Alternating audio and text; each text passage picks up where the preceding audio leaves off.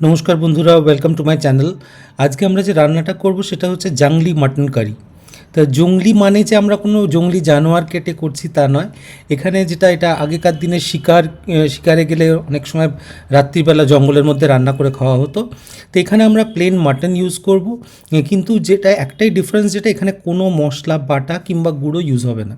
এখানে সমস্ত কিছুই গোটা মশলা, যেটাকে বলে খাড়া মশলা।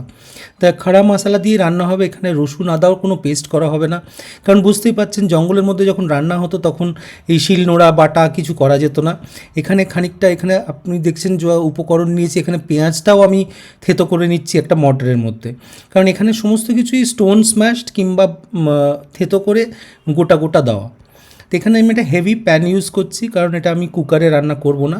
তো এখানে এই ইউটেন্সিলটা আমার খুব প্রিয়। এটা একটা টাপারওয়্যারের ননস্টিক ইউটেন্সিল, পাওয়া যায় সহজেই, হয়তো আমি একবার দুবার খুঁজে পেয়েছি। তো এখানে আমরা পেঁয়াজটা হালকা করে স্ম্যাশ করে নিচ্ছি। গোটা থাকলেও অসুবিধা নেই, কারণ বহুক্ষণ ধরে রান্না হবে, দ্য হোল রান্না গেটস ডান ভেরি ওয়েল। আর একটা জিনিস যেটা লক্ষ্য করতে হবে সেটা হচ্ছে যে আমরা এখানে একদম দেশি ঘি দিয়ে রান্না হয়।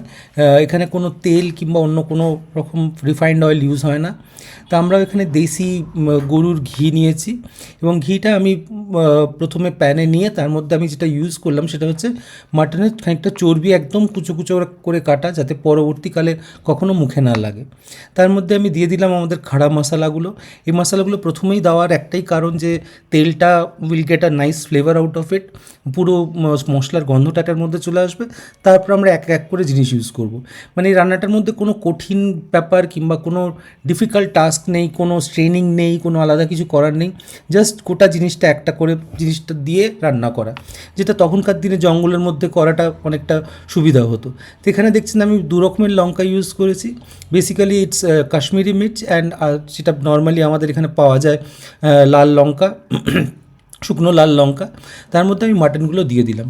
তা আমি এই প্রথম দিকে যেটা করব সেটা হচ্ছে মাটনটা আমরা দিয়ে এই ঘিটার মধ্যে আমি ভালো করে জিনিসটাকে, যতক্ষণ না একটা হালকা ব্রাউনিশ কালার আসছে, এই মাটনের রেড কালারটা গিয়ে ততক্ষণ জিনিসটা নাড়তে থাকবো।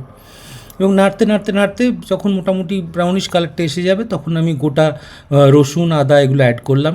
আমি যে পেঁপের একটা হালকা স্টোন স্ম্যাশ করে রেখে দিয়েছিলাম, সেই পেঁপের পেস্টটা দিলাম। আপনি বুঝতেই পারছেন পেঁপেটা দেওয়ার একটাই কারণ হচ্ছে মাংসটা যাতে সেদ্ধ হয় ভালো, কারণ আমি তো এটা কুকারে দেবো না।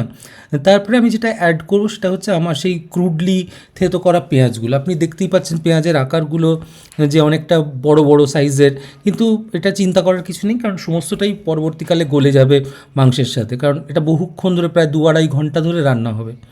তো এরপরে আমি এটার উপর টমেটোগুলো দিয়ে দিলাম। টমেটোগুলোও জাস্ট বেসিক্যালি কাটা, আপনি হাত দিয়ে মুচড়েও দিতে পারেন, কাটাকাটির কোনো দরকারই নেই।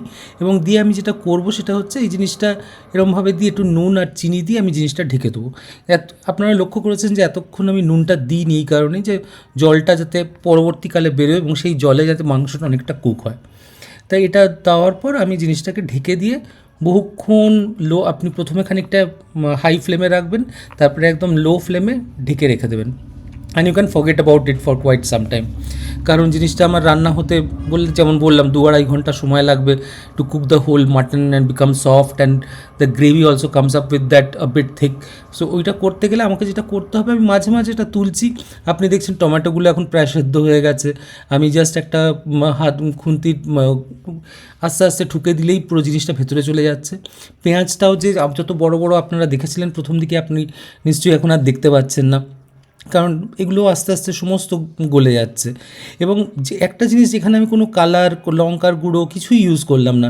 এই যে কাশ্মীরি মির্চ যেগুলো আমি আস্ত ছিঁড়ে ছিঁড়ে দিয়েছি, সেইগুলোর থেকে যতটুকুনি কালার হবে সেইটুকুনি কালার। ইনফ্যাক্ট এখানে হলুদও আমি ইউজ করছি না, হলুদও ইউজ করার দরকার নেই। এটি খুব পেল একটা কালার হবে, কিন্তু খেতে অসাধারণ হয় খাড়া মশলার জন্য।